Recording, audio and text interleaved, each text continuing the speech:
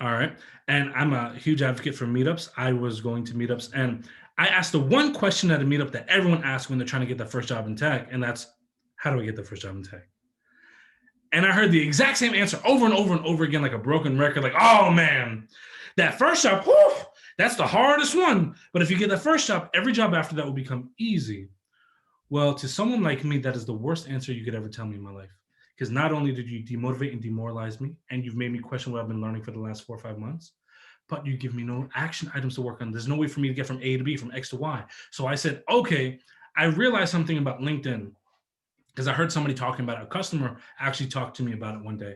And I was like, okay, so there's this website where there are hiring managers and managers for businesses that are working at these Fortune 500 companies. And I need to get their attention. And I was nervous as hell because I fry chicken, I batter chicken. Like, they don't want to talk to somebody like me. They want to talk to somebody who works in an office and dresses up in a suit and doesn't dress up in ripped up jeans and have, chicken guts all over them and stuff like that. But I realized something. I said, if they say no when I reach out to them, the chances of them ever walking this gas station are zero. They will never walk in here.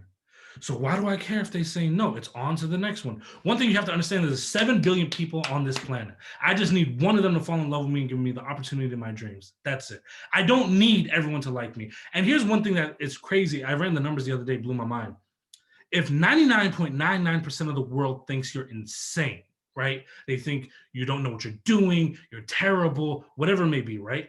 And you only have 0.01% left of the world, that is still 700,000 people in your corner that you can talk to, that you can network with, and you can grow a business with. Why not explore that? Like, you don't need the majority. You can do a lot with just a little sliver of the pie and make something happen. And I can tell you right now that, tech, there's a gap in the market. There's jobs that are going unfilled. You can absolutely get that process to talk to these people. And one of the best ways is LinkedIn. LinkedIn, 675 million monthly users, of which 90 million are hiring managers, decision makers for businesses, and recruiters. You need to stand out where they hang out. It's as simple as that. You need to make sure your profile is working for you when you're not on. You need to make sure that people are noticing you. You need to make sure you're popping up in job searches. And the best way to do that is optimizing your profile. You don't need to be out here like an Instagram model trying to post content every single day. You just need a couple posts. You just need a very good profile, and you need to showcase what you do. And I guarantee you that alone will bring you a lot more eyes. Because when me and Taylor did our video, literally screenshots from people, my views increased 750% in a week. I literally got job offers. I got a single mother, not single mother, I'm sorry, housewife, 12 years. She was a housewife for 12 years in Israel. And she ended up landing her first job in tech, literally off of our LinkedIn profile. For a couple of years, she got no replies. And within 3 weeks, she had an offer. Like, and here's the thing. We're not over here saying like, hey, this is some magic bean that's going to change your life, right? You have the technical skills. You have the abilities to ascertain these jobs. The only thing that we're doing is showing you how to stop that opportunity from walking right by you. That's it. I'm not over here saying lie. I'm not saying deceive these people. You know these skills. You're going to take that technical assessment. You're going to show off in the interview. There's nothing that we're providing you that you can't do yourself. We're just providing it to you in a way that makes sense. All right. I think now we should get to like the main meat and potatoes of this meetup, as opposed to the random tangents I'm jumping on again. All right. Tangents. I think they're tangents. Yeah. Tangents. Yeah. That's your hashtag, buddy. Yeah. There you go. Honestly, like I never intend to get loud or like passionate, but once I start talking about something that like I'm really passionate about, like it'll just go. Like it won't stop. And what's weird is like if I'm not talking like in this capacity, like I'm very, very mellow. But when it comes to like trying to help someone change their life, like that's when like something in me just jumps out. I don't know what it is, but It's anyway. your calling waking up, man. It's cool. Well, one thing I realized, like I taught myself how to speak the way that I do publicly. And one thing that I realized is when I speak in a passionate way, when I'm trying to bring and like get a message across to you, and I'm very thoughtful in what I'm presenting, If I'm passionate, if I'm feeling something, it lets you feel the way my heartstrings feel on this subject. If I just talk to you like anybody else, it's not invoking the emotional response or the cognitive response that I want from you. So if I bring enough passion for the both of us, you'll react the way I want you to react, and then you'll go act the way I want you to act, and you'll get the results that I want you to get, and then you'll send me a message saying thank you, and you'll unfollow me after that. So, I just try to get you to that point, right? But with that being said, I've spoken for a good portion of this one. I really need to introduce the lovely speakers that we have with us today. We have Taylor. He's become a good friend. I plan to do 1,000,001 events with him in the future as well. And we're going to be doing. I'm planning to do something in Nashville, whether things clear up or not. I got to figure this out, but I guarantee you, Taylor will be a part of that one way or another. We have Jake Shepard, and we have Dan Thompson. Are you all associated with Vaco in some way or another? In some way, until they kick us out. Yeah. All right. Any day now. They also have the amazing Unicord podcast. They do live streams on LinkedIn and Twitter and all that good stuff. So you need to make sure you're part of that. But I would say, and I believe this recording will also be on, we'll figure out the logistics of how we get this online or whatever maybe, because of all the meetups I've had, I've never had so many messages saying, is this going to be online? Because I'm in a different time zone and this is like 4 a.m. So like, don't stay up till 4 a.m. to watch us. There's definitely much better things you could be doing with your life. If you are, thank you. Yeah. Yeah, seriously. But thanks, Mom. Yeah, if you are, thank you. Seriously. Yeah. We got a lot of people asking if it was going to be recorded, so that's good to know. Yeah, like of all the meetups, I may get like 1 or 2 people asking, but this is the only one where it's like all day today, people were like, okay, like, is this going to be actually recorded or not? It's like, all right, I'll put it up on there. And let me change this view so it makes it a little bit easier for everybody to see what's going on. So the goal of today is to figure out how to network like a pro. The goal of today is essentially like, I'm sorry, Taylor, are you hydrating for a marathon? What just happened? So just trying to up my water game. That's all. Nothing to see here. Let's just talk about networking. Yeah. First step is virtual networking. Hydrate. Well, I was gonna say you can't network with the dry throat, right? So you got to have your hydration levels up. You know what I mean? But anyway, I will say the goal of today is to learn how to network like a pro. But essentially, my ultimate goal is for you to walk out of this event at least with some semblance of an idea of how to approach others that you want to have a conversation with, how to approach others that you may be interested in working at their company, or even if you're at an event, how can you walk out of there with a couple people knowing you as opposed to you just hanging out in the corner and waiting for someone to approach you as well. So I do know that one major thing that we have to think about is several people may be introverted to where they're too afraid to talk to others, but I'm thinking today we'll have a good position to try and get you out of your shell just a little bit to show you the value of what you can bring to the table for yourself. So I guess, Dan, kick it away. Take it away, buddy. Yeah, I was gonna say, let's start with Dan. To go from a Danny Thompson to a Dan Thompson is an introduction that just is magical, to say the least. It's a pleasure to meet all of you guys this evening. I'm representing here the Stanley Cup champion, Tampa Bay Lightning, in the beautiful city of Tampa Bay. We're actually expecting a tropical storm, which is not something that we normally see in November, but here we are. It's 2020. But it's a pleasure to see all of you all. To just do some quick introductions. Taylor is from our Nashville office. He oversees all of the recruiting operations for the technology group there. He has his own podcast, Guidance Counselor 2.0. And then Taylor's also an avid CrossFitter, wine aficionado, and a father to a newborn. So congratulations to Taylor and his lovely wife.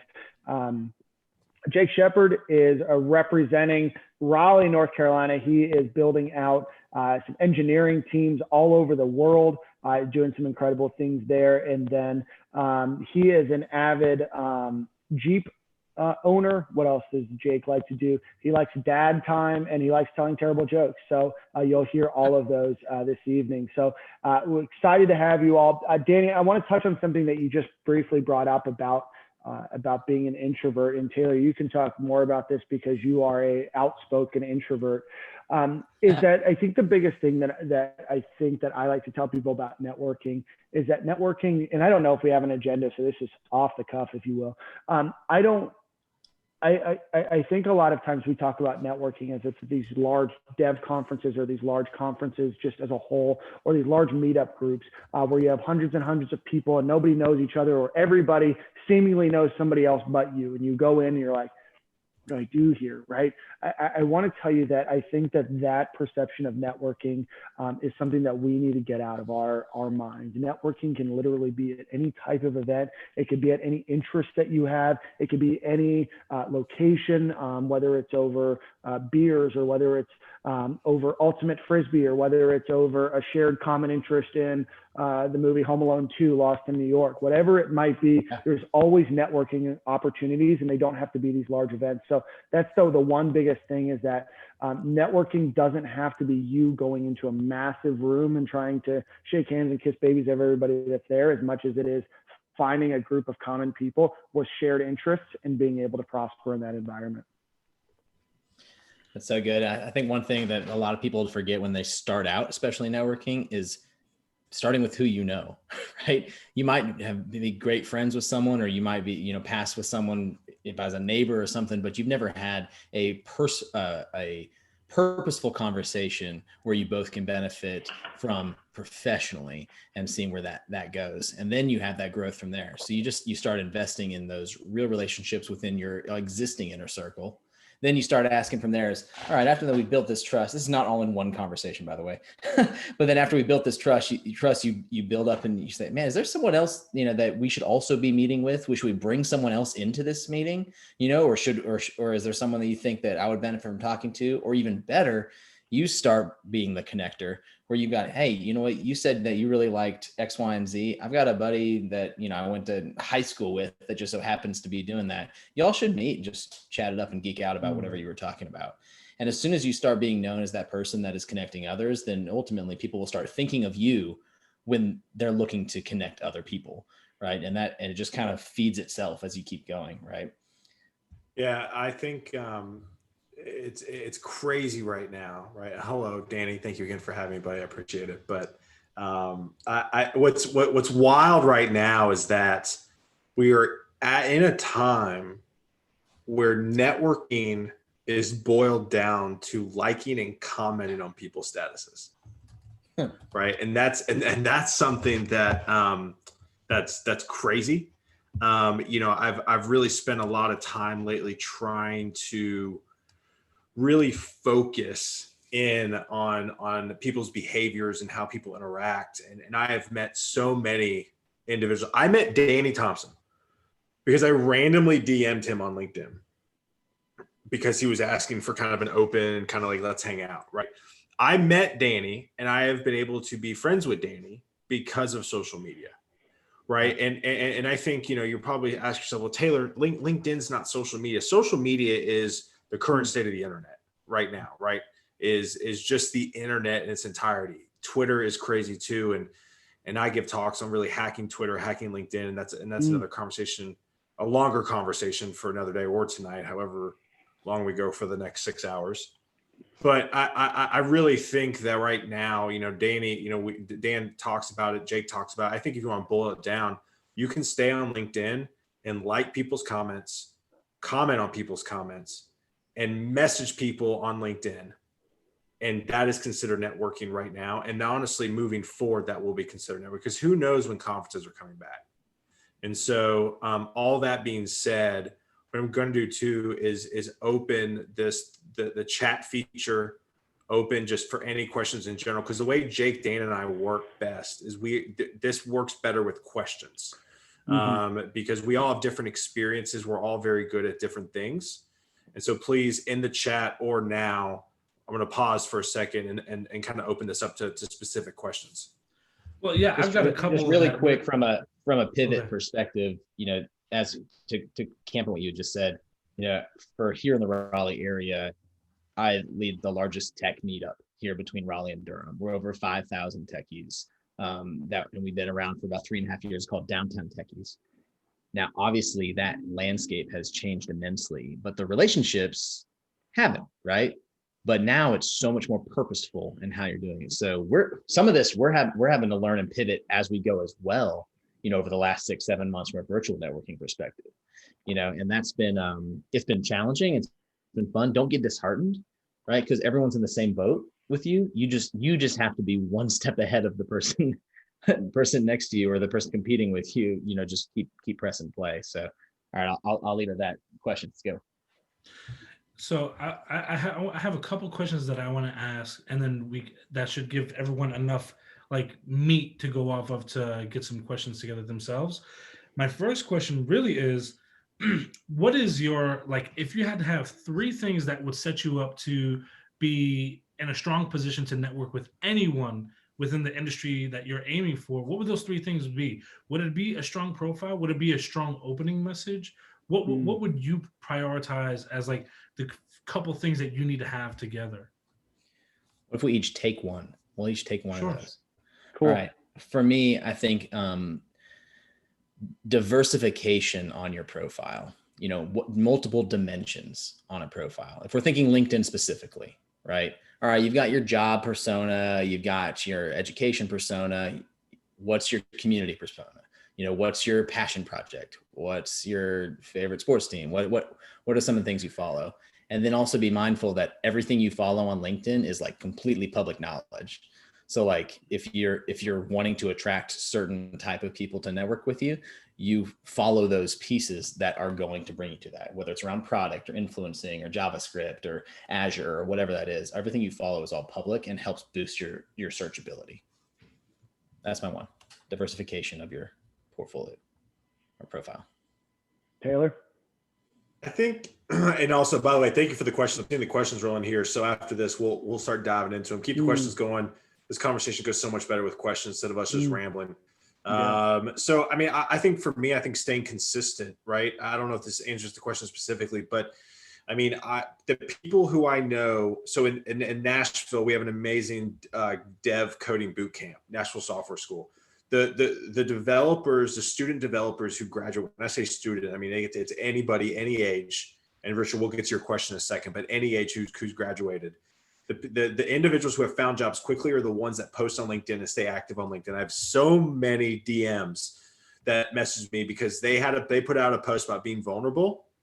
And then that comment, and again, we get engagement on LinkedIn if y'all really want to dive into that later, but that found its way to the VP of engineering. That VP of engineering loved this guy's vulnerability. And then he got the job after a year of job searching. He was at his wit's end. I told him to post be vulnerable on LinkedIn and he got the job.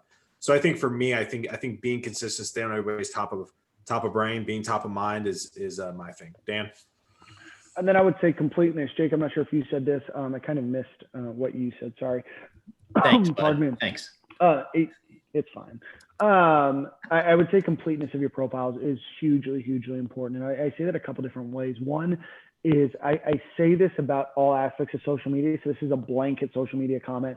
Social media is the only place in the world where what you put out and the perception that you build is 100% under your control. The words that you put out, the pictures, the videos, the things that you like, the things that you comment on, all of those things are under your control. Nobody else controls your social media but you. So remember that when you're on Facebook, when you're on Twitter, when you're on LinkedIn, that is you putting yourself out there into the community. But I would say completeness of your profile. When I see somebody's profile that I'm interested, whether it's a cool comment or whether it's, hey, that's a new name, or whether they shared a meme that is particularly interesting, big meme guy here. I'm going to click on your profile. And I want to know what I'm getting when I see your resume, right? And that doesn't mean that you need to fill in all of the blanks that LinkedIn, says that you need to, but tell me about yourself. Show some personality, show who you are. It doesn't have to be this dull, just kind of long-winded, explanation of everything that you've done. Put yourself out there in terms of who you are. What am I going to get, and why would I want to engage in a conversation with you? If I type in C# and Angular on LinkedIn, there's going to be 150,000 names that pop up. Right? But when you type in Baby Yoda, or you see Baby Yoda pop on your profile, like my boy Dan posts, it's me. You know it's me. It's him. But So I want to know what I'm getting. So what are some cool things that you've done? Tell me about the work that you've done, not just what your job description was at all of these different places that you worked. What did you accomplish? What were things tangibly that I can look at and be like, wow, I want to reach out to Richard, or I want to reach out to Francis or Mohammed or Michelle or Gabriella. Some of those names I picked because they're a little bit easier and I want to learn everybody's names. But what attracted me to your resume to stick around and to stay on it? So complete it, put cool things, put some personality around it. LinkedIn doesn't have to be this super formalized thing. It needs to be you, because that's ultimately what we're getting, what we're hiring. Yeah, to piggyback on that completeness, I would always, if you can, put some form of either avatar or picture on your profile, some sort of effort. You know, if you're worried about discrimination, which is a real thing, right? Maybe don't go to those companies that say something about your profile pic, right? But it is a real thing. So I want to be sensitive to that, but also incompleteness and attention to detail is a real thing. And often it'll be looked at as you just completely missed that opportunity, then you were trying to be sensitive to discrimination. So just be aware of that when you're filling things out. Fill out as much as you possibly can, and you can do it in your cool, fun way. If you wanted to go avatar or something like that, that's fine. If especially as we're dealing with, sensitivity around all the issues within HR environment, but also at the same time, just make sure that you have explanations for it. So.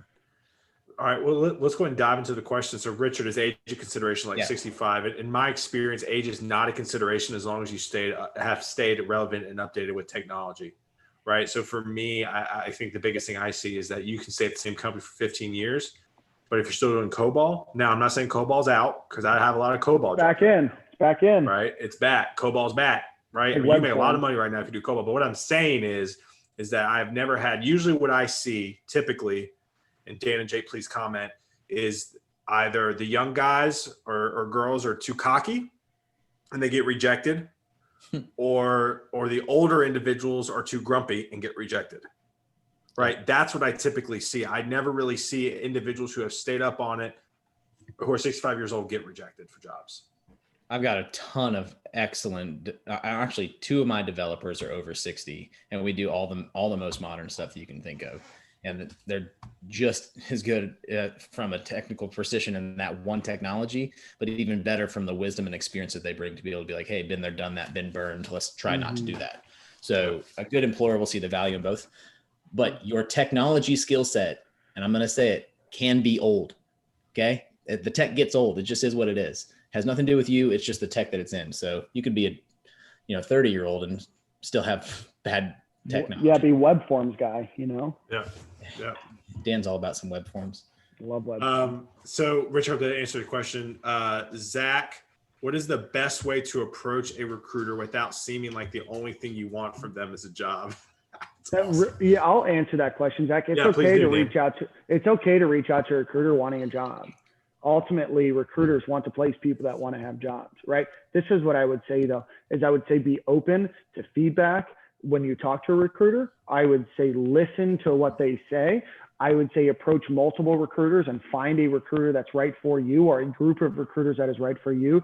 Just because somebody is a tech recruiter does not mean that they are the right recruiter for you. There is a lot to consider when you're finding a recruiter. How long have they been at a place? Does that place have a reputable reputation? What kind of customers or clients do they have? What kind of relationships do they have? How long has that person been in your market? How long has the company been in the market? Do they work mostly contract, or do they work a lot of perm, right? That's just, 8 questions that I thought of, and it could probably go on for hours, right? So I want you to go out and reach out to a recruiter and get to know recruiters. You want a job. We want to place people in jobs, right? But I also want expectations. Look at their LinkedIn. Yeah. Look at what they're doing, right? But I want there to be expectations. And this is somebody that works in the field of recruiting, that there has to be an expectation that a recruiter doesn't get you a job. You get yourself a job. There's a lot of people that will come up to me and say, hey, Dan, thanks for getting me this job. It's like, I didn't get the job. I didn't interview. I don't have your tech skills. I didn't do what you did to get yourself a job. All I did was facilitate an introduction. So you want to put yourself in the best position to find the people that are going to facilitate the introduction to the companies that you want to work for. There's companies here in Tampa, and that's the environment that I'll speak for. I've been a recruiter in Tampa, Orlando, and in South Florida. There's some people here that only work with the largest enterprise companies, and there are recruiters that only work with startup companies. Find what you're looking for, and then don't stop searching until you find those people you have relationships with. And just because you have a relationship doesn't mean that you still don't, will use date other people at the same time. Always look out for people that are looking out for you. It's good. Yeah, I'd say probably partner with, and again, this one wasn't part of the question, more tips and tricks. I'd partner up to 3 or 4 recruiters. We can wear you out if you're not careful. And so really be strategic. If you want to check it out, vaco.com/Taylor. I have 10 questions to stump a recruiter. Check those out. We won't go over them now, but vaco.com/Taylor. You can check those out. But again, recruiters are here to help you find a job. You will never come across as desperate. It's probably a forward slash too. Yeah. Kathia, my girl, do you strongly recommend to put the open to work banner on LinkedIn when job searching? I've heard mixed opinions. I'm honestly, if you're open to it, what opinion have you heard to not put it up? Yes, hi everybody. So I heard that you may come across as desperate, and some recruiters try to go for passive talent. So I just, what do you think? If you don't have it, being a recruit, go ahead, Jake. I mean, 2 things. If you're actively employed and open to opportunities, I probably wouldn't put it, right? But hey, some people do it, right? Or if they're like contracts even coming to an end, maybe not, right? But you can put a non-banner version of open opportunities, which recruiters can always see, right? Because of the licensing that they use. Right. That's a private version. But I mean, if you're looking for a job, put it on there. Yeah, go for it. Absolutely. I mean, there's a bunch of different toggles. There's putting it in your header, ONO. There's saying that you're open for new opportunities on LinkedIn. There's a lot of things. Use that to your discretion, right? I mean, I used the tab on LinkedIn Recruiter today to people that were open for work because I know that that's my immediate lowest hanging fruit. That doesn't mean that I'm not going to look for the right person, but that's the first place that I'm going to go. I would be silly if I were to type in C# web forms, JavaScript, SQL Server, and try to sort through, 8,000 people in Tampa that have that. Use it to your best benefit to put yourself in a position to get in front of people. Absolutely. One thing If people think you're desperate, then they're just terrible recruiters. One thing I'll chime in with that, I just want to add, so I think it's great, and I definitely say, if you're open for work, have it, but don't have the circle around your picture, then the line above your header, and then your job title you have open for work as well. That's when maybe you're hitting desperation, when it's everywhere, right? That's a little bit desperate. But if you just have it around your profile photo, or if you just have that toggle on, which is what I normally recommend, especially if you're not trying to let everybody where you're working at now, hey, I'm ready to jump ship. One kind of running joke that I have at my job, on my LinkedIn, I don't have my place of work listed only because the internet's a weird place. And when I did, literally, my job was getting thousands of calls a day from people trying to get jobs there, saying oh, you hired Dan, you should hire me. It was a whole crazy fucking thing. But basically, the joke has become if you see the company's name go back up on my profile, I'm ready to jump ship at that point. That's when I'm hiring around. But one thing I just kind of want to piggyback on from the previous question, and I know that you kind of said hey, how do I message a recruiter? Recruiters, as kind of what Dan said, they're not the solution to everything. They can produce an introduction, but the other thing is you should feel comfortable messaging anybody. And the method that I've always explained, that I've always used myself, is if I see someone posted a job listing, or if I see someone said, hey, I'm looking for developers in XYZ, what I normally do is I say, hey, I saw that you posted this job listing. Here are 3 reasons why you and I need to have a conversation right now, A, B, and C. Let's have a conversation. I pique that interest, and they're like, you know what? That's interesting. Let's set up a phone interview. I just made it to interview 1. As opposed to oh, do you have time to have a conversation with me, or seeming desperate. I always preach, be very concise. Don't waste anyone's time, not yours or theirs. Don't send a, hey, how you doing? It's not getting a reply. unless that recruiter really has like a ton of jobs to fill and they're desperate to get someone ASAP, will they really reply to something so open-ended like that?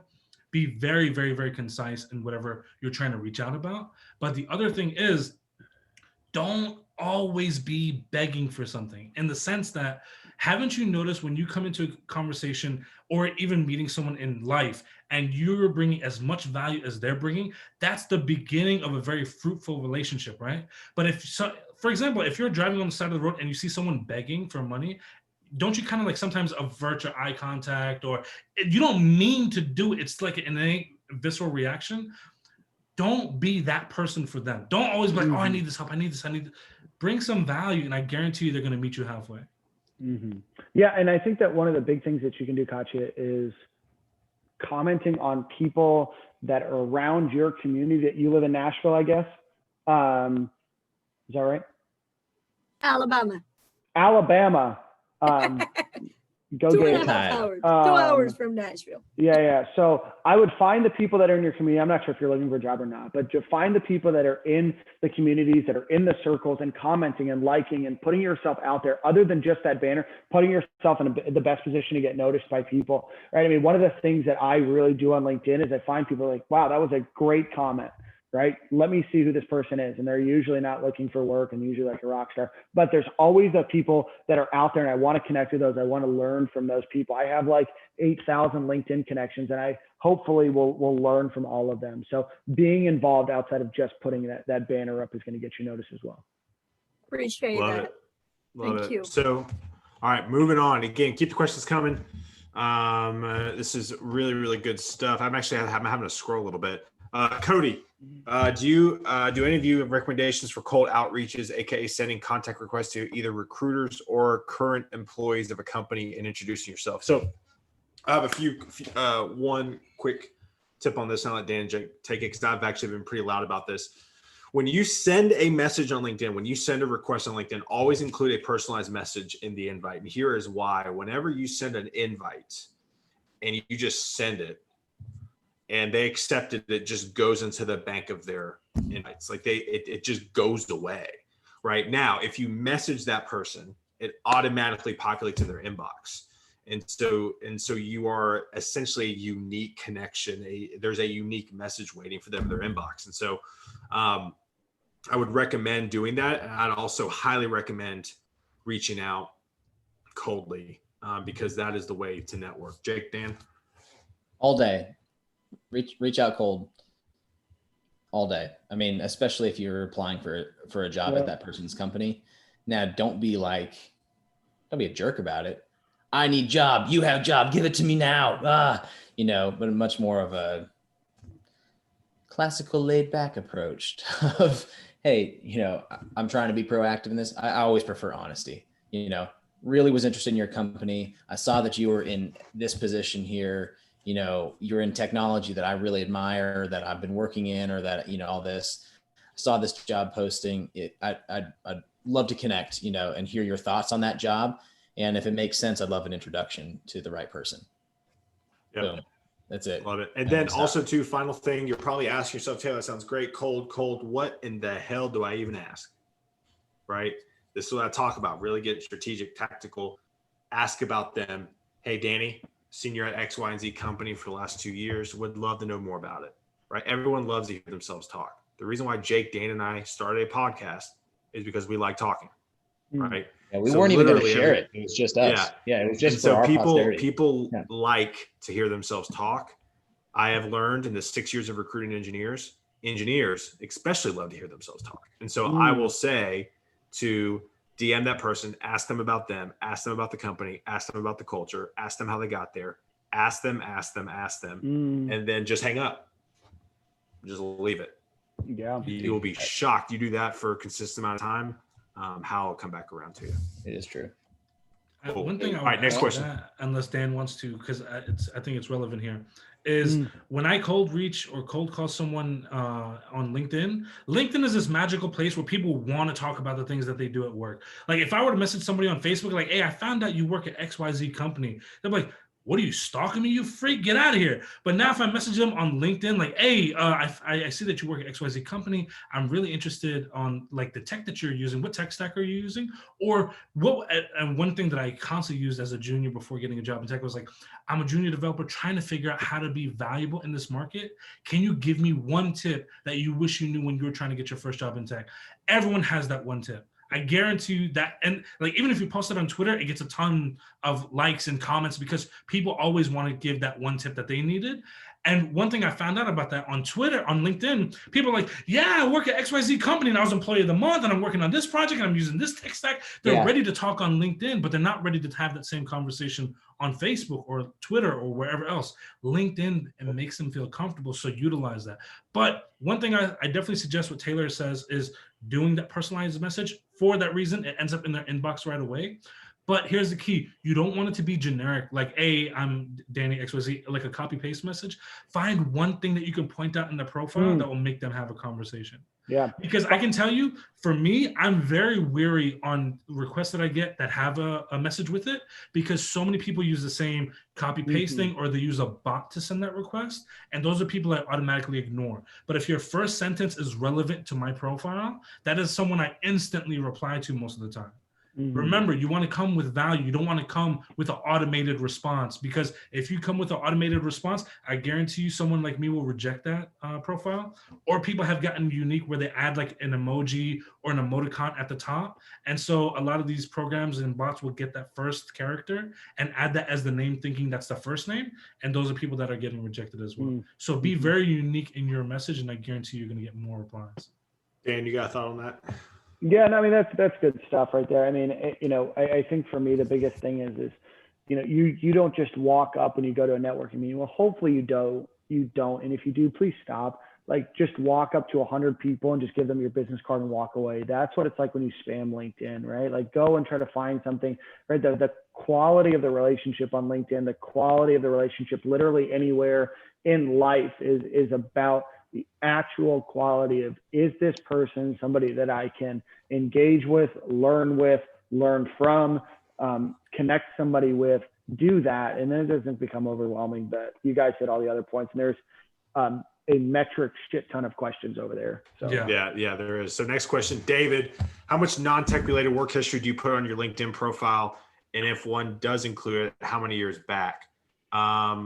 Dan, Jake, you have any thoughts? I have thoughts, but I've led every single question so far. What was the question was how much non-tech related work history? Hey, David, are you still here? If you are, pipe up. If not, I'm going to take your question and turn it in a way you probably don't want. Okay, he's probably not here. So how much non-tech related work? I mean, I guess it really depends. To me, I love knowing the story about how somebody got to where they are, right? There's very few people that got to where they are by going, to college or going to a boot camp and then just climbing up the dev chart or climbing up the systems engineer chart. A lot of people found something that pivoted them into something else, and I can learn and I can engage. That makes you a person, right? If I wanted to hire a robot, I could go find a robot somewhere to probably likely do the job, right? I want to hire a person. I want to know your story. I want to know how you got there, right? Because part of what do they check all the boxes on tech? It's what kind of experiences do they have that might lean them into this opportunity that will make them a better fit, right? So did they come from a manufacturing background where they learned and became a project manager and kind of grew their route that way? Or were they in logistics? Were they in sports? Were they in sales? Did they grind in a different direction? I want to know the person. So I would go back. I mean, you don't have to go back, 30, 40, 50 years, however many years you're talking about. But I do think it's important to list that, because I think it creates who you are as a person and allows us as recruiters to understand who you are. Yeah, I'd say probably too, if you're going to put the non-tech stuff in it, I would make it, I actually posted about this on Twitter today, make it quantitative and comparative as possible, right? So I served tables at Outback Steakhouse for many years. Outback Steakhouse is still one of my favorite restaurants. Don't at me. Basically, so I served tables at the Outback Steakhouse that was one of the top 10 in the Southeast for total sales. Now, if I just said, hey, I served tables at Outback Steakhouse in South Carolina, you're probably like, oh, that sounds great. If I said, hey, I served tables at one of the top 10 stores that grossed over $5 million in sales a year, which one do you say? Which one do you think sounds better? That's a lot of Right. blooming onions, dude. Yeah, yeah. So all that being said, be quantitative, make it to where people who are not familiar with your industry can read your LinkedIn, can read your resume. And Yeah, I Oh mean, yeah, yeah. before I hold got on, into Jake. this, Before you, hey, hold on, Jake. Cut out the jargon. If you have like industry specific jargon, Yep. like yes, cut it out. yes. Use normal things. Sorry, Jake. What were you gonna say? yeah, I mean, same thing. I mean, That. I was a manager at Trader Joe's for 6 years before I got into tech, right? So we'd open all these stores, but on my resume, I say, yeah, I ran a $56 million, 100-person Yep. organization, Yep. where I hired and trained and built projects and the first ever social media presence for the company, right? So sure, it's still grocery, but the transferable skill sets speak for themselves when you phrase it the right way. So Yeah. So Santiago, next. next question: do employers take into account experience from a different country, or is it relevant? Jake? Yeah. So a couple things. What I see most often with resumes that are coming from out of the country, especially if they were for a services organization, is that they're very enterprise heavy, which often leads to assume that that person was siloed in one specific sliver of an application of a Blue Cross Blue Shield or Bank of America, which is very difficult to translate from a one-to-one to a more fast-moving type company. But if you can throw that shit out immediately, don't ever use the template that consulting company gave you whatsoever. It is the absolute forever. worst template. Oh, You will never get hired by a real company that you want to work for. I promise you. Stop that template. Yeah. Throw it out and put on there, hey, this is the business value of the application we worked on. Here's how our team was structured. Here's how we received our requirements. Here's what I worked on. Here's what my part of it was. And here, and then it's much more easily translatable to what's going on elsewhere. And then keep it like under 5 bullet points. Like, I don't want to see a 1-page bullet point per job. No, I don't care if you did that much stuff. You didn't. Yeah. You didn't. I would add, if it's not a well-known company, if I've never heard of it, and I've heard of a lot of companies, but if I've never heard of it, there's likely a 99% chance likelihood that nobody else has ever heard of it. Put what it is, do a brief descriptor. There's a lot of huge enterprise level companies all over the world that are doing really cool things that are very similar to a lot of American companies or Canadian companies that are doing. So feel free to write a brief descriptor. If it's a company that you don't know, hey, this could be the largest logistics company in all of Ukraine. I've never heard of it. But that to me is unbelievable experience, right? Yep. That's great. Sweet. Next question. Let's see here. Mohammed. Hey, can I jump on something real quick? A quick exercise. Jake, man, you kind of weird. Jump, skip, whatever you want to do, man. Go ahead. This might be weird, but does anyone want to sacrifice their LinkedIn profile for us to look at real time and give our feedback on? I see Marshall Ferguson losing his mind. Marshall Ferguson. I'll go ahead too. All right, Roshan, you too. Right, we're gonna do both y'all's. All right. Hey, everybody that's in the comments saying me, we'll you answer questions while I look up Marshall. We'll help you. All right, Taylor, what's the next question, bud? While we pull up his reference. So team from Mohammed, would you recommend sign up for premium LinkedIn membership? Actually, somebody asked me this the other day on my live Guidance Counselor 2.0 show that I do every morning. Basically, yes, stop buying Starbucks, stop buying your expensive $5 black iced coffee in the morning and put it towards LinkedIn Premium. Really? What are the benefits that you think LinkedIn Premium offers? First off, you get unlimited messages. Debate. I'm a debate on Danny's side. I don't have LinkedIn Premium or LinkedIn Recruiter. Yeah, I've used both, and I get the whole unlimited messages thing. But as someone from a non-recruiting capacity, do you really think someone that's trying to build a network or something is sending out 2,000 messages within a week? That's not happening. I'm going to moderate this real quick, and then I can let you guys have a duel. It all depends on how you use it and if you're going to use it. That's it. I'm done. Yeah. That was it. No, I'm not taking your time, Taylor. No, you can't take my word. That's it. No, I mean, it's all about how you use it, right? I mean, at the end of the day, for me, it's like, I think, and again, so I'm going to be honest with you too. I don't know enough probably. But in my mind, if you're spending money on iced coffee, if you're spending money on stupid shit, and you could be putting that money towards helping you find a next job, what do you think you should do? Yeah.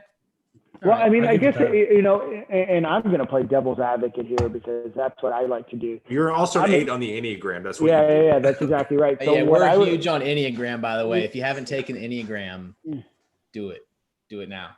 I'm dropping a link in the chat. You're welcome. yeah, please feel free. You So and your what, significant other change your life. very, very good, Jake. Are you done? Yeah. Nope. Jake, shut up.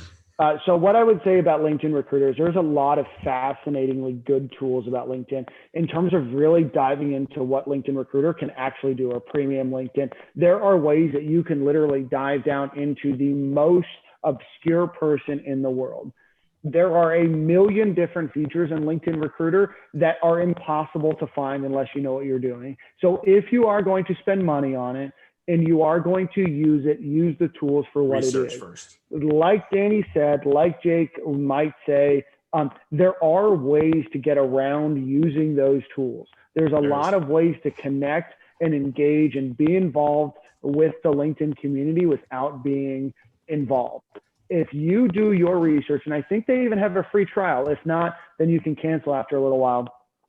If you don't find that it's valuable, then cancel it. But I would say do your research, know what you're getting into, because it's expensive. It is not cheap. It is not a iced coffee, right? It is like 75 iced coffee, maybe not 75, depending on where you go. It's like 25 iced coffee. It's expensive, right? So know what you're getting into, do research. There's a ton of different things that LinkedIn has, and LinkedIn is doing a very good job recently of trying to hide some of these features from you, and they don't have the best UI. It's beautiful, but their UI isn't very good. So know what you're getting into before you buy it.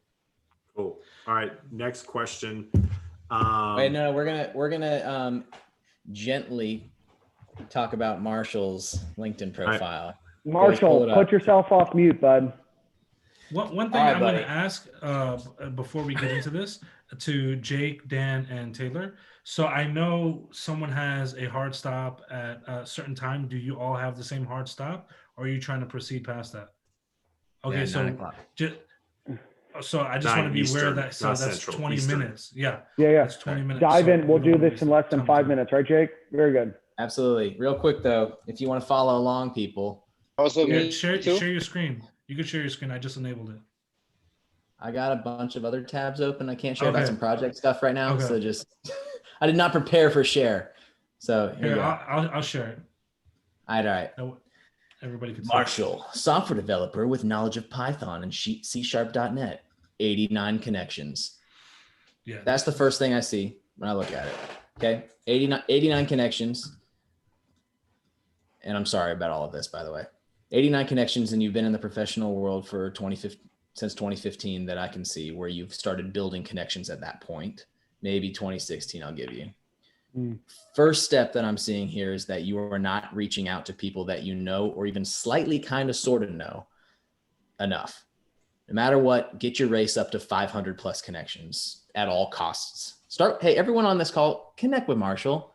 Look at him. He's a good guy. He's brave. He's trying to help us out. His link's right there. Connect with Marshall. There's 40 connections for you right now. Good. Thank you, Cody. Guy. You're awesome. Let's get it. My man. Killing it. We're all here to help people. That's the whole point, right? Can't get through this life alone, right? So, so that's one. Secondly, you're saying that you're looking for, in the chat, you were saying you're looking for being software engineer or data analyst. Yep. Why? First of all, those are the two that interest me the most out of just tech in general. I think I could apply my skills because like C# I could do software development, Python I could do data analysis. I'm open to either of those languages. Cool. How do you know both of those, and where have you used those? Where did you learn them? Code Louisville. It's a Louisville coding boot camp sort of thing. Jake, scroll down a bit. I want to see what I'm getting into before we get feedback. So I gave you the link. The link's in there like 3 times, man. I understand that, but I'm looking at you and you're pretty. No, I'm not. Danny's the one that's driving. Oh, very good.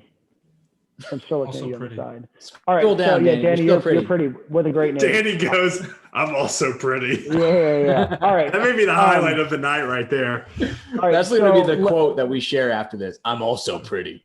All right, cool. So this is my feedback as we look back in there. Marshall, I'll be honest with you. If I'm somebody that looks for a Python and C# guy, I'm not seeing any Python or C# on your resume.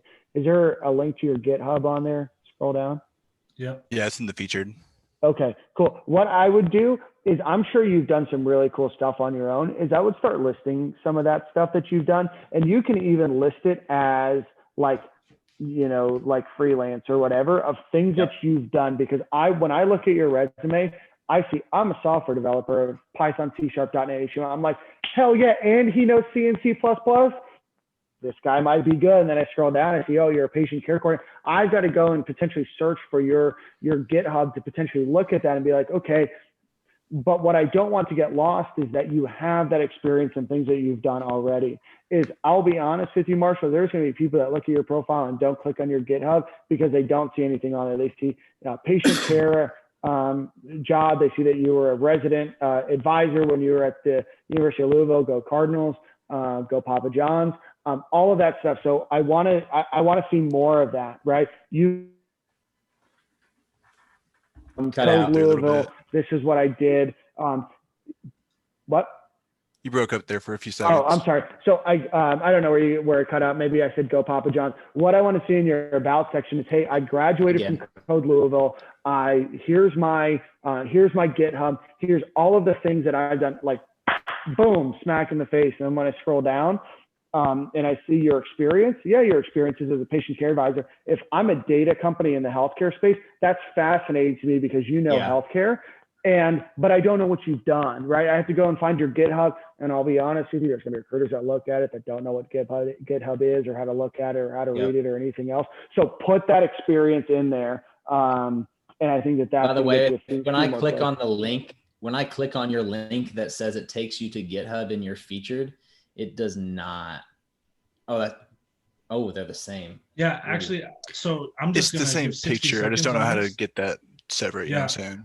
For what I would do for your personal site, I would create a logo just so there's a logo there, or I'd even add an image of the landing page of the logo site, so that way it's different. I would add a different photo here instead of your face. I will say, and I think I've talked to you once about this before, this section right here, I don't know if you can see me highlighting this or not, is your landing area. This is the second most important real estate on the actual page, in my opinion, because this is where they decide really instantly, do I scroll down further or not? And you're, in my opinion, kind of wasting it a little bit. And I would improve this. Your about section is nice, sweet, short to the point, but I would really fix this. This is the most important real estate on the page, in my opinion, and it should be vibrant, colorful. It should, in my opinion, attract the eyes. I see you fix some of the things that I think we talked about before, where you quantify things. 2 times Sunshine Award recipient, which is really great, and that's a win. Yeah. Okay. But I'll be honest with you, Marshall. Sorry to interrupt. Broke up again. You have a lot of real estate on here to be able to say what you've done. You can do more than 9 words per bullet point. And that's not a critique. That's more, I want you to explain, because I don't know, right? If I'm a healthcare company, I'm looking for a junior data analyst, and I see, hey, this guy has Python experience. He has healthcare experience. He kind of knows the industry that we're in. He could be interesting to me. I don't know what much of, I don't know what your job is. I'm gonna blow this thing off real quick. You're on your GitHub, your Fit Notes data visualizer project. That's your new job. You are putting that on your LinkedIn right now, as this is your new job. That, hey, this is what I've built. This is why I built it. Here was the problem we were trying to solve. Here's the technologies I've used. And that is at the top of your job right now. Like, that's probably your first one. That sounds cool and usable, and something that you can make open source or share with any code school grads or anything about, hey, come build onto this. Then what you start doing is reaching out to folks that are in your similar level or even above, and you start bringing them into your project with you. And then you start building that network based off of around a product or an idea. And it shows the collaboration, it shows the application of the specific technologies. And then also it shows that you're working on something, right? Because any number of people can leave a job to work on a project, right? It doesn't mean that you got laid off or anything, right? It doesn't even matter, right? What it does is bring them in. Okay. So just a quick question, just for anybody in the call, if you have something throw in the chat. If anybody knows how to change the featured picture on the featured section for LinkedIn, I'd love to know, because that I, was I do. had such What headaches are on you that. What are you using for your personal website, like Wix or whatever? WordPress, like it was just kind of Yeah, it's still yeah. a work in progress kind of thing. Yeah, hey Marshall, I saw that you followed me on Twitter. You're gonna get a lot of Gator sports on there, so feel free Lot to of Gators. if it's Just be not prepared. interesting to you, that's cool. That's all good. Hit me up, DM me, and I'll tell you how to change your photo. Thank you. Appreciate you. Yeah, Appreciate you all got you guys. Yeah, DM any of us if you have any questions. Real quick, can we get to like one or two more questions and then go back to Roshan's real fast? Mhm. So real fast. So I know I posted Kathia. If you message people on mobile, if you just press connect, it doesn't have an auto populate. Hey, we already dropped all that in the chat. No, I know that. I'm just making sure people saw it. So just making sure. Also, what would you recommend? Michelle asked this. What would you recommend to put in the featured section of your LinkedIn profile?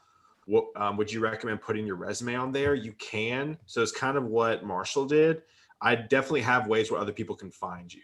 Mhm. So be aware of that. I think a GitHub, I think any sample projects you've done, anything that's actually live, I think that would be a good place to put stuff on the featured section. Hey, who asked that question? Whoever it is, if you're gonna put your resume out there, Michelle. keep your personal data off there. Yes. There's a lot of creepy people on LinkedIn, so your address, that kind of stuff, that stuff's not necessary for it to be on your LinkedIn there. So I would scrub it other than your name. That's just some personal advice, because I've seen a lot of weird stuff on LinkedIn. I'll go on the opposite of that, and personally, and maybe I'm wrong, and this is a thing for me to learn, but I don't think you should share your resume at all on LinkedIn. That's just my opinion. I think your job on LinkedIn is to pique curiosity, to get a phone call or an email or a message, and then you send the resume. So I think you need to be focusing on literally piquing that curiosity, because I feel like a resume is something, and your LinkedIn, it's not supposed to be your autobiography. It's literally a fishing line or a fishing hook. Your goal is just to literally hook them and then use further conversations to reel them in with more information. But yeah, I mean, there's two schools of thought there. I mean, on the opposite end of that, Danny, I'm not saying that you're wrong. I'll reach out to anybody I think is interesting. It also does cut that additional layer of me having to ask you for your resume if I do find you appealing and interesting, right?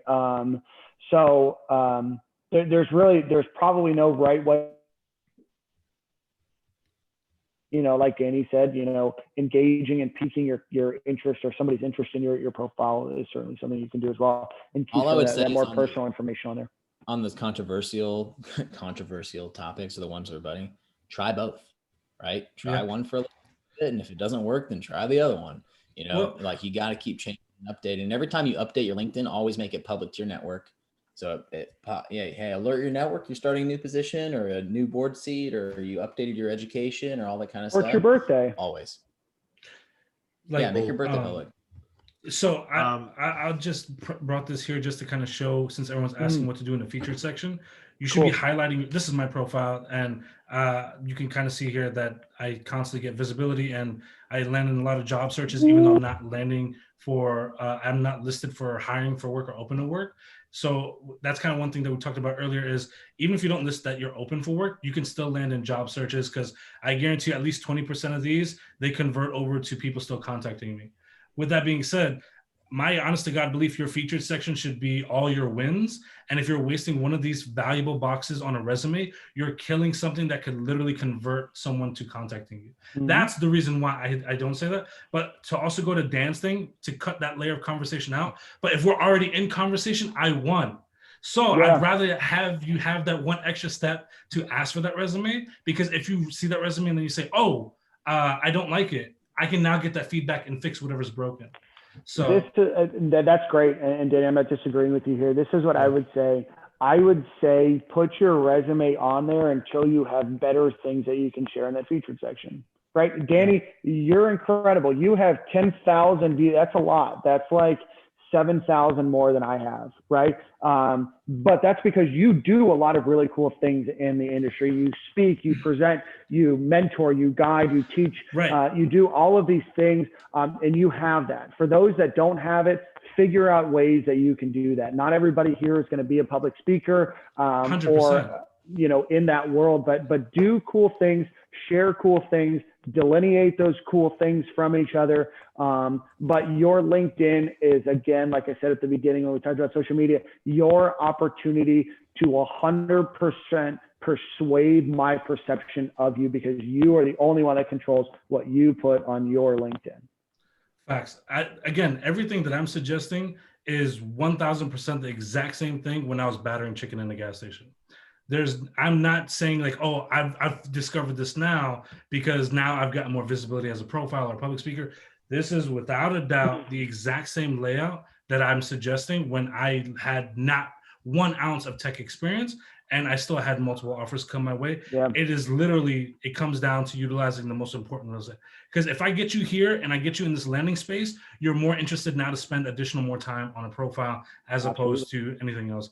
Because like we've discovered, the average hiring manager or recruiter may spend 10 seconds on a profile before they decide they want to invest more time or not. I want to leave the most juiciest bits in the eye line and let everything else come out after they decided to find out more about me. Absolutely. But I think we have some more questions we need to get to before Taylor, we run out of time. question us, buddy. No, actually, so I went through. I think we caught up. I think the rest is all just profiles to LinkedIn.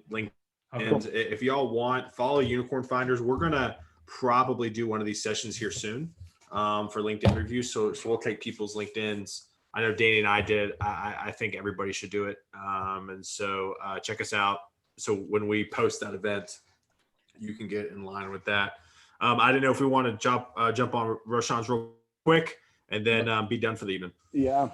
I'm looking at it right now. I'll say that while that's loading, a couple of things. One is just be active in your LinkedIn community. You don't have to be the extrovert, the public speaker to be involved and to comment and to like and to learn from people. LinkedIn is an incredible tool to learn and know what's going on in your business, know what trends are, know what's dying out, what are companies in your area doing, what are companies that you want to potentially work for, what are they doing, and learn it. But use LinkedIn for what it is. There's a lot of crap on LinkedIn. Sort through some of that, sort through the fake influencers that are out there that figured out the algorithm and have these like click farms out in overseas that are, sharing their posts and putting them on the top of LinkedIn. So find the things that you're interested in. And it doesn't always have to be just tech, right?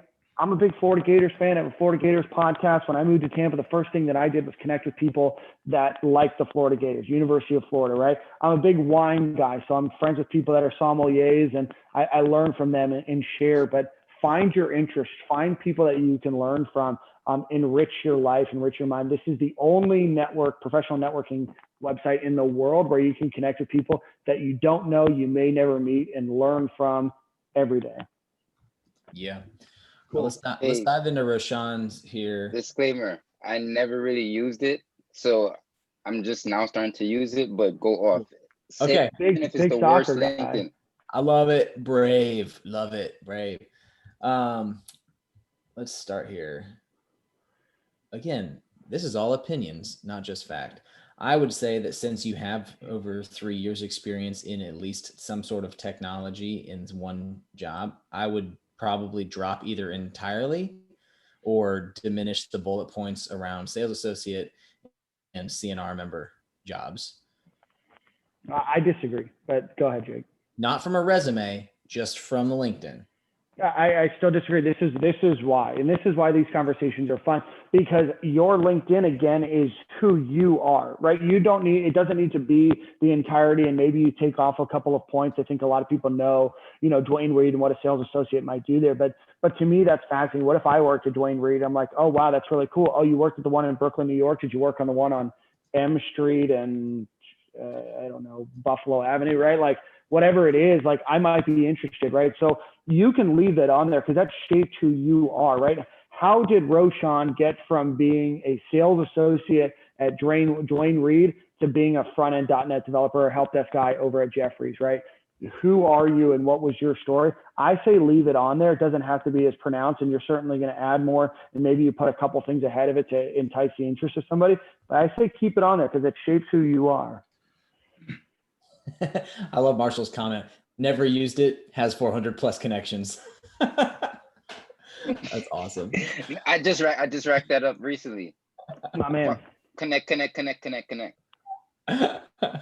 So I kind of just have one small comment, and this is something that I talk about a lot. And Taylor and I actually talked about this on the reviews that we did. Here's something. I understand the basics of these jobs, right? Like if you're a cashier, I know you ring up on a register, right? I expect that. If you didn't ring somebody up on a cash register, I'd be more concerned at what the job title really was then, right? You're a sales associate. Of course, you're itemizing and totaling customers' questions about merchandise and things like that. But you worked here for 5 full years, right? You've done something to tell someone somewhere that we need to keep this person around for 5 years. What was it? Did you achieve something? Did you help reduce spoilers? Did you help keep customers? Did you upsell customers? Did you bring more sales? Like, what did you do to tell somebody I deserve to be here for 5 years? It wasn't that To I'm be answering fair, customers' questions. You did something within that time period. Whatever small win it was, that should be in this area. to be fair, because I didn't use this, I stopped working there years ago, like since 2016. So I'm now looking back at it as a review that I have to change that because I no longer work there. I mean, yeah, fix that. Yeah, you But should change still, that. whether it's a year or 5 years or 10 years, you've done something somewhere to demonstrate an ability of someone giving you a paycheck. What is it? It wasn't the basics of only thing I did was answer questions. You did something more. You should have that listed there. Yeah, and if I recall, weren't you saying at the beginning you were doing Code Camp or you were doing something right now? You were going through courses right now? Udemy course. Udemy course. That's what you said. Yeah, I don't It's see different, that. yeah. I don't see that on here. I would put that on here Yeah. for sure. You know, because right now, if you're saying in your bullet point up at their title, your front end developer, HTML, CSS, JavaScript, React, SAS, I don't see where any of that was done, either through schooling or at all. No, so basically, Except for maybe that feature. I'm aspiring, and I saw a video that said don't put in aspiring. So I never had a dev job at all. I'm just self-taught completely. Yeah, and that's totally fine. I just want to see what you're working on or who's teaching you or how you're learning it. Yeah, just add the course here in your education. Yeah, I don't disagree with that whatsoever about saying, yeah, no, you are. If you're coding things, you are. Now you might be a junior one and not a senior architect, but you still are, right? So, all right, we've got 2 minutes left. I'm gonna say the same thing to you. If you build onto that weather app, throw it on your actual experience, try to build it into some sort of company. I say this when code school grads are coming out at the same time, you know, launch onto your senior project, launch onto your final project with 1 or 2 other devs or on your own. And that's your new job, right? That's what it is. While you're looking for a job, you keep coding, you keep building out that product, right? Because you never know if it's going to take off. 2, you need to keep exercising those muscles. Sometimes it could take 6 months to find a job straight out of graduation. It could, right? And if all you've done is interview that whole time and practice about interviewing, you know, you're going to be dusty. You're going to be rusty, right? And you won't be able to showcase what you feel like you can do or as good as you can. But if you keep coding, keep working at it while you're doing something, you also have a lot more to talk about in an interview than, yeah, I graduated 4 months ago from Nashville Code School, right? It's more like, yeah, I've been working on this weather app. You know, I modeled it off of X, Y, and Z, and here's what I learned about it. And what I have in my future product roadmap for myself is I'm going to do this, this, and this, you know, and be passionate about it and work on it. There's a question about LinkedIn quiz. I don't know if it matters very much. I mean, if you want to do it, it certainly can't hurt. If you feel like it's going to better your skills and everything else, then absolutely go do it. But I'll be honest with you, I've never once looked at somebody's resume and be like, wow, this person passed the LinkedIn quiz. Not one time have I ever. And that's not to diminish the value. I don't know the value of it. Rashab, you asked about endorsements. Endorsements are great. Again, I've never looked at somebody and said, wow, this person has 99 plus, you know, endorsements for C#. I mean, it's great, but I'll be honest with you. I've liked my friend's stuff. One of mine is Meme Maker, right? Like Dan's great at memes, right? But like, I don't think that they're not bad. I don't know if they're going to separate you. What I think would be cool. Look at Kathy. Look at that. Did you see that, Dan? Look at that. I love it. And so so one of the things that I would say is, if you're talking about actual written endorsement by a manager or somebody else, then absolutely, that's great. Again, I don't think it's always the impetus to get somebody to call you, but it definitely helps. And especially if I'm doing a reference, or especially if I'm looking at your resume and we're talking, I look at that, oh wow, you know John Smith at XYZ company. Oh wow, you work together. I can reach out to John Smith, and John Smith is like, oh wow. So the recommendation is great. That endorsement tab, I think is a little bit less. All right, y'all, we got a hard stop. If you don't, real quick, skills and endorsement tab, if you've got old technology or not old technology, old skill sets on there, like at one point I had because I was at Trader Joe's when I first got a LinkedIn, I had cashiering on there, completely irrelevant to anything I want to be or where I am right now. Just take those off. If you don't want to be called on that skill set, and it's completely irrelevant, completely relevant to where you are, what you're trying to do, then I would take that off. Well, thanks again, Danny. Again, thank you again.